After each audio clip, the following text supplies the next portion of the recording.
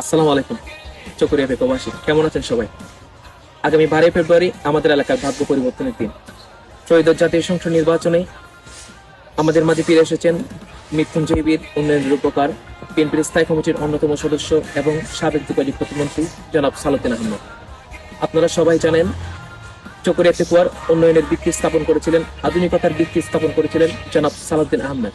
তিনি যখন যোগাযোগ প্রতিমন্ত্রী ছিলেন তখন এলাকার রাস্তাঘাট, ব্রিজ এবং খালভার্ট, শিক্ষা প্রতিষ্ঠানের অভূতপূর্ব পরিবর্তন এসেছিল। সেটার আজ ইতিহাস সাক্ষী রয়েছে। পেকুয়াকে আলাদা উপজেলা এবং উপকূলীয় অঞ্চলে উন্নয়ন, সে সাথে তিনি জনগণের সেবা করার জন্য অনেক ত্যাগ স্বীকার করেছেন, প্রবাস জীবন কাটিয়েছেন এবং তারপরও তিনি আমাদের মনে রেখেছেন। সালাউদ্দিন আহমেদ মানেই আধুনিক ও নিরাপদ চকরিয়া পেকুয়া। তিনি চান এমন একটি বৈষম্যহীন সমাজ ব্যবস্থা যেখানে তিনি প্রতিশ্রুতি দিয়েছেন কর্মসংস্থান করবেন শিক্ষার্থীদের জন্য এবং চকরিয়া পেকুয়া উপজেলা হবে একটি কর্মমুখী শিক্ষার প্রাণকেন্দ্র এবং আধুনিক প্রযুক্তি নির্ভর চকরিয়া পেকুয়া উপজেলা।